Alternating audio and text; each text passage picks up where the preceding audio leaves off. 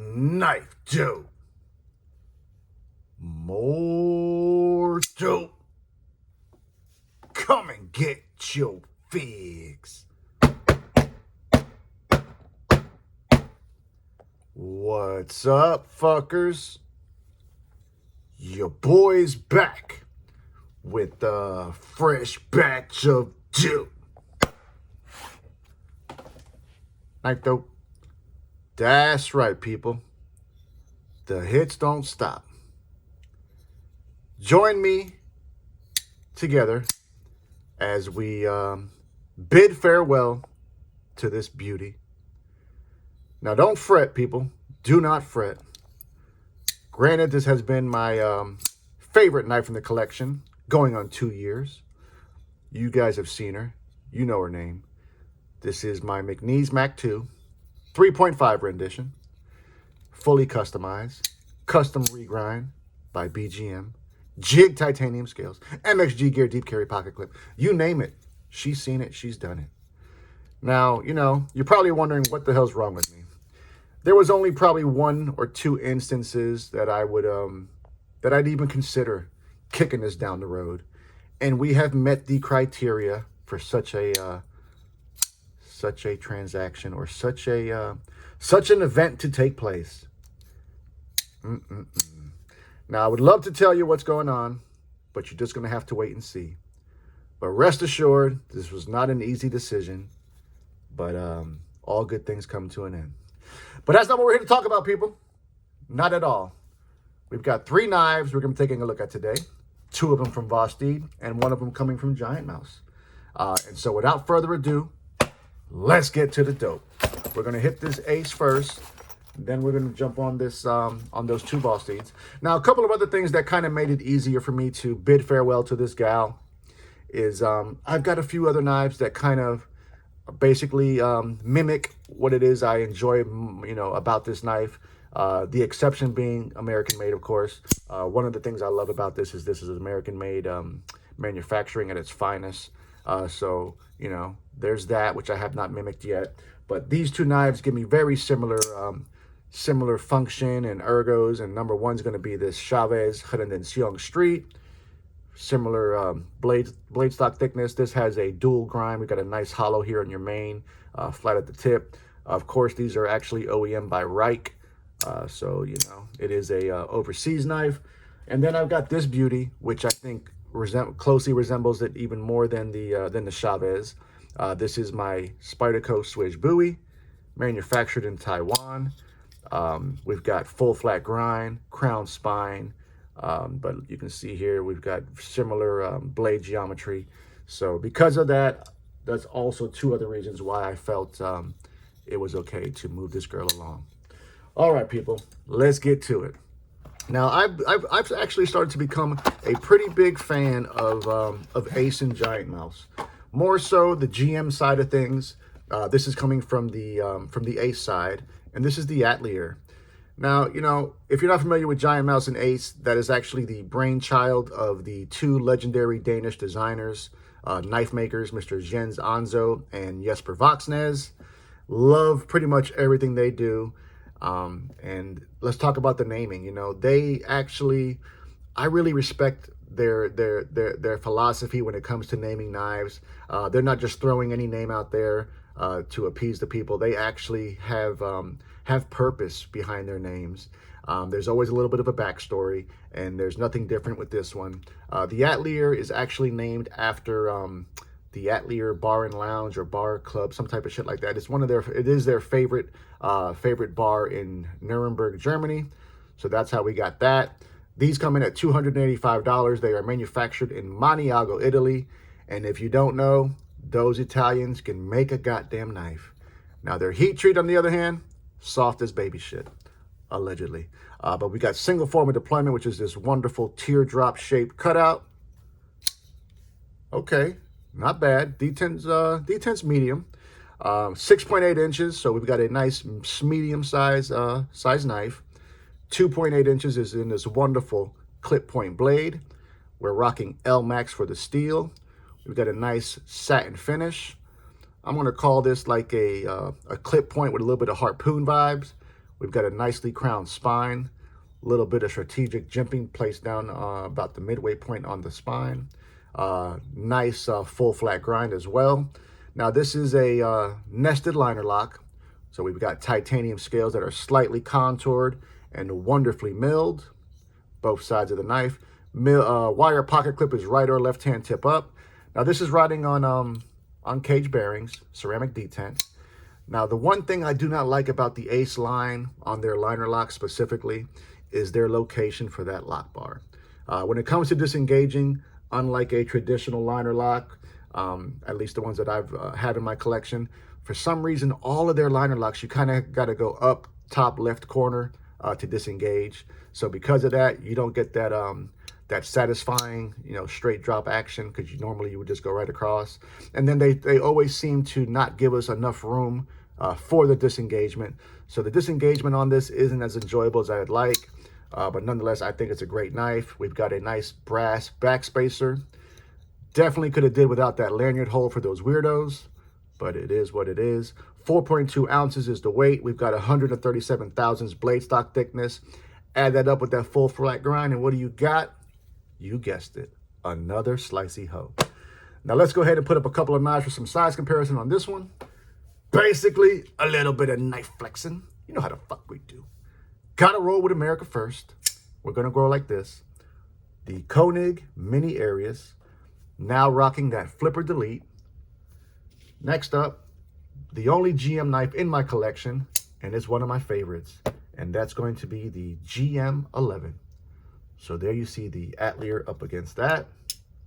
We'll do two more. Now let me show you what I mean exactly about the that upper left-hand corner disengagement. You can see they don't do that on the frame lock, so therefore you can easily have it come back to the house.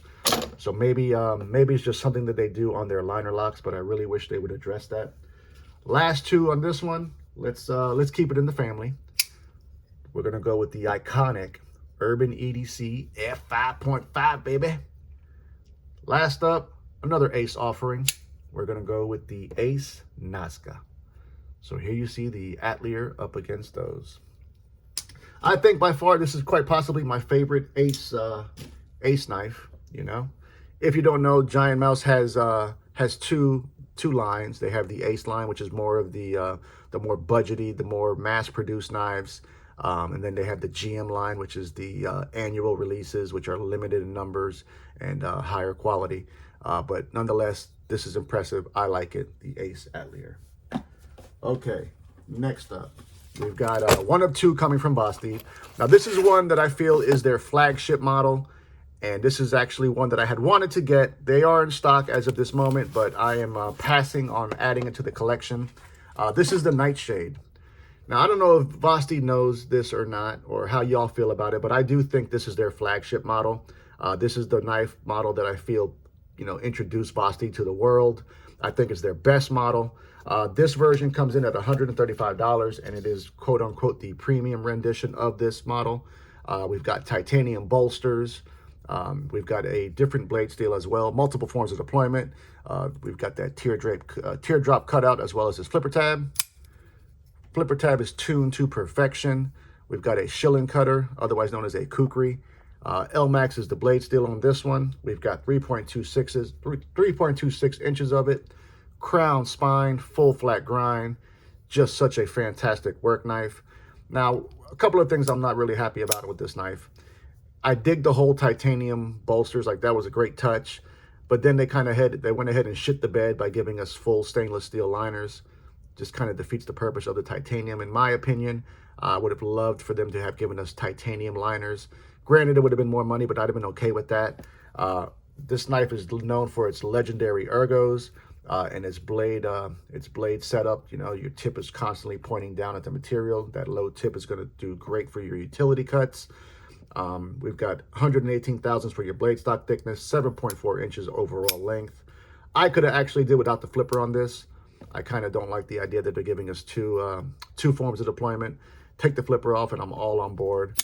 But nonetheless, you can do a trigger pull and get yourself a nice full purchase, no refund. Great knife, 3.73 ounces of it.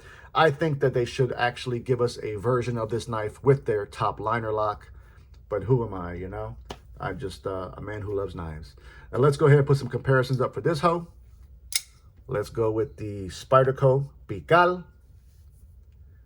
Then we're going to go with some more Spyderco vibes. We're going to go with this one, the Sage 3. So here you see the Nightshade up against those. We're going to do 2 more for this one. I'm going to give y'all a budget alternative to this Nightshade.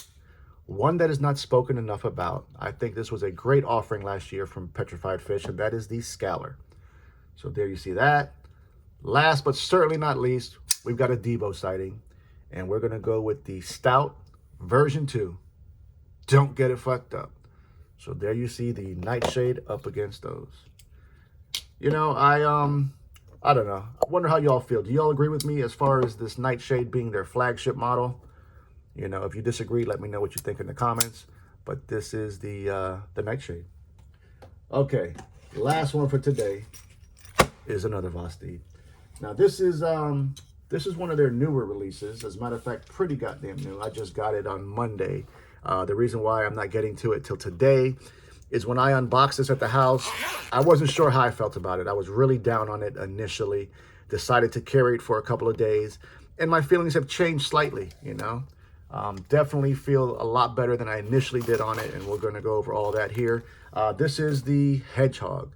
Now, please don't get this confused with the QSP Hedgehog, which is also a fantastic knife. Not sure why they chose the name Hedgehog, but it is what it is. $130. We've got multiple forms of deployment. You've got a nice, robust set of tits, disappearing flipper tab, and we've also got a nice bit of fuller. Let's check it out. Woo! Detent is dialed the fuck in. There it goes. Now, if I'm being 100% honest with you, which is all I know how to do, when I first saw this knife, I was like, nah, you know, it just doesn't speak to me. It's not something that I think I would gravitate towards. However, FOMO is real, people, and this was a FOMO purchase. We've got 7.1 inches as far as the overall length. Of that, 2.9 is in this wonderful modified sheep's foot apparatus. S35 VN is the steel. Riding on cage bearings. We've got a ceramic detent on that liner. Now, the real star of the show, of course, is the button-actuated compression lock, otherwise known as the top liner lock. If you're familiar with the smock, this is essentially the same locking mechanism. You've got a liner that has a tab cut out in it that actually locks itself in behind that lock bar and the actual tang of the blade. There's a cutout in the tang of the blade. And of course, they have a button which allows you to disengage that liner. Very lightweight. This came in at 3.78 ounces, 4.1 inches as far as handle material, so plenty of real estate. Got yourself a nice, generous finger choil, so you can definitely accommodate that full purchase, no refund. You know, when I first got it, like I said, I was not happy with it, really. First couple of things was the micarta. This is the micarta version. The micarta arrived extremely slippery, even though they do have a little bit of a frag pattern on it. I am not a frag guy, but this is like a linen or a canvas micarta. So what I ended up doing was just giving it a couple of sessions of rubbing it down with some 99% alcohol. That kind of takes the wax out of it a little bit, so it's a little bit more tacky now. But it performs great. I ain't gonna shit you. It is a slicey hoe. It cuts great. So, you know, 130 bucks, I'm not mad at it. Of course, you got your fidget factor due to the button actuated compression lock. I'm really not digging the actual button geometry. I would have preferred a more centrifugal, or rather a round button. And it's very recessed, almost to the point of being an issue to disengage. Like, you got to make a conscious effort to mash that button. So I guess you don't have to worry about, you know, mistakenly or accidentally disengaging it. We've got a two-tone finish on the blade. We've got a bead blasted finish there on the bevel, and then we've got a brushed finish on the flats. You know, I love a modified sheep's foot. I really do. We've got a stainless steel reversible pocket clip, right or left hand tip up. Good amount of tension. However, when I first got it, it was giving me a hot spot, so I ended up removing the clip and kind of manipulating it a little bit to not be such a hot spot, and it seems to have worked. So yeah, I guess all in all, it's okay. I'm not that mad at it anymore. Let's go ahead and put some comparisons up for this one. let's go with this first, which is the Wraith from Concept. Very, very similar profile. You can see the modified sheep's foot, and I guess is probably the biggest standout as far as why I think they look the same. Then we've got one of my favorite pickups this year, and that's going to be that Roxy 3 Todd Knife and Tool collaboration. So let's do 2 more. God damn it, 2 more. How about the OG? That's right, the Spyderco Smock, the originator of the button actuated compression lock. Still favoring that Smock though. Last but certainly not least, the originator of the disappearing flipper tab, otherwise known as the Vero Synapse. And so here you see the Hedgehog up against that. So essentially, people, the Hedgehog took a little something from the Smock, took a little something from the Synapse, threw it together in a pot, and now we've got the Hedgehog. I ain't mad at it, you know. A lot of these companies borrow from each other, get inspiration from each other. So, you know, that's to be expected. Kudos to Vosteed for having the courage to actually start utilizing the compression lock. You know, Spyderco let the patent on their compression lock expire to allow these other companies opportunity to, you know, implement their idea or their interpretation of that locking mechanism. So, you know, it's only expected. Still not sure why other companies have not thrown their hat in the compression lock ring, but Vosteed has seemed to master it. Well, there you have it, fuckers. 3 knives for your viewing pleasure, as well as a farewell to this loved beauty. But more importantly, I want to know what you fuckers think.